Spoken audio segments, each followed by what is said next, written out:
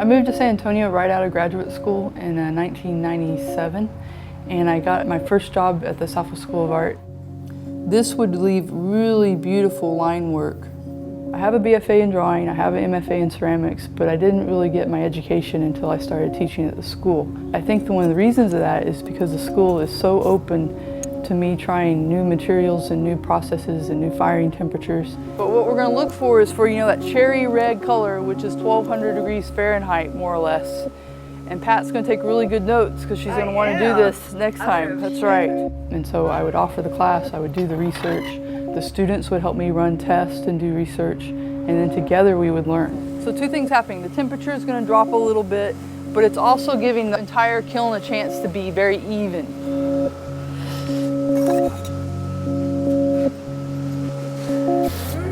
While I really loved teaching, I really was also suffering because I hadn't taken that risk of becoming an artist and making my living off my work. I really always wanted to try this experiment with having a small retail space in the front and a working studio in the back. And I really wanted to spend more time developing as a studio artist and being more accessible to the public. I've started pulling a lot of handles, and I started using a paper clay for those. Oh, cool. And it's working out much better.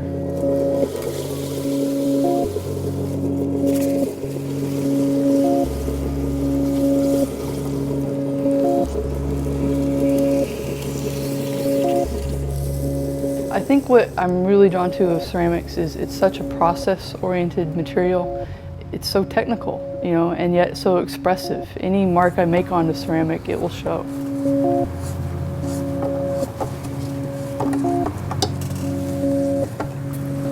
I'm in love with the same process that people have been doing really almost since the history of humanity. I feel this kind of communication with potters that were alive 10,000 years ago.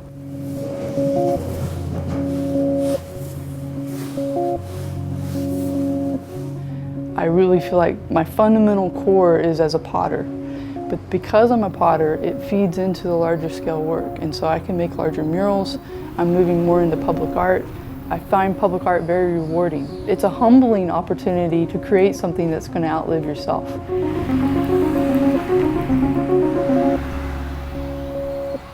This should be reserved to right here. Watch what happens. Second we do that, look at that. Look how nice that cheekbone looks, right? I began teaching at the Southwest School around 2 or 3 years after I graduated from Rhode Island School of Design. One of the things that I really appreciated was the diversity of the classes. Squint your eyes and look, as blurry as possible. And you see how everything just breaks apart? My goal as the instructor is to sort of come in, guide them along the right path, connect them, and allow them to start communicating. I really enjoy seeing the progress and the evolution that we've all made together. The Southwest School makes it extremely pleasant to be an instructor there.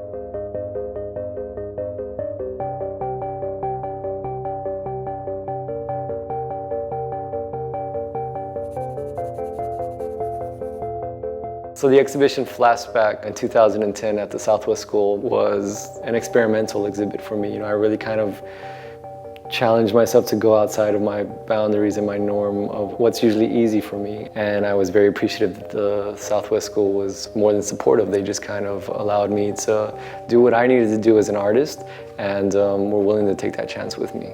For me, it was really an important moment in my career. It's more crucial now than ever that we continue to establish amongst young artists that it is still possible, that it's still an honorable thing to enter a lifetime and a career as a working artist.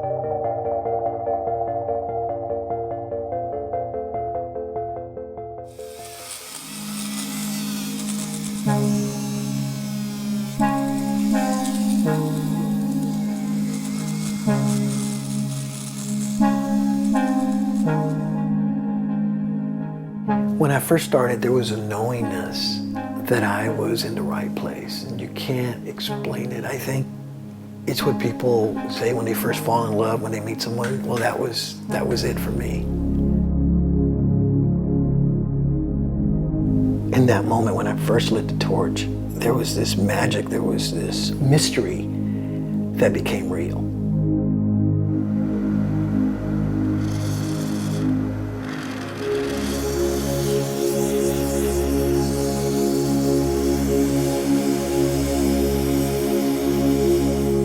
Metalsmithing has given me an opportunity to look inward, to see and to honestly look at myself and say, am I really being present with what's happening in my life? It isn't the end result. For me, it's about the process.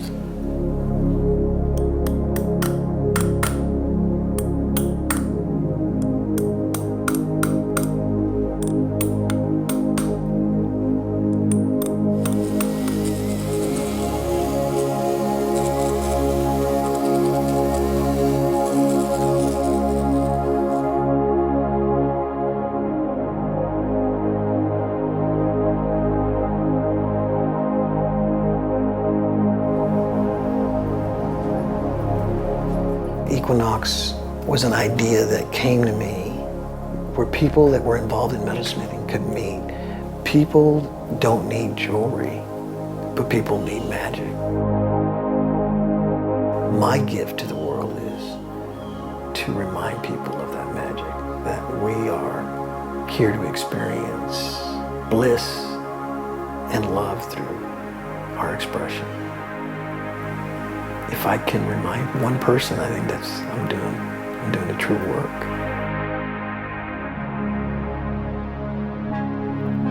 It's an important thing for Texas to see that the arts are flourishing, that we are promoting wave after wave of the next generations of young artists. It's more crucial now than ever. You can never master it all. You can never learn it all. You're always going to be surprised. There's always something to explore. And so it's the perfect thing to set yourself up in a career because you can always be growing as an artist. I feel very fortunate that I ended up as an artist. I can't imagine being anything else. To take one class, it could change your life. It changed mine. Art really is what will make a difference in one's life. And the school is important for that simple reason. It can change your life.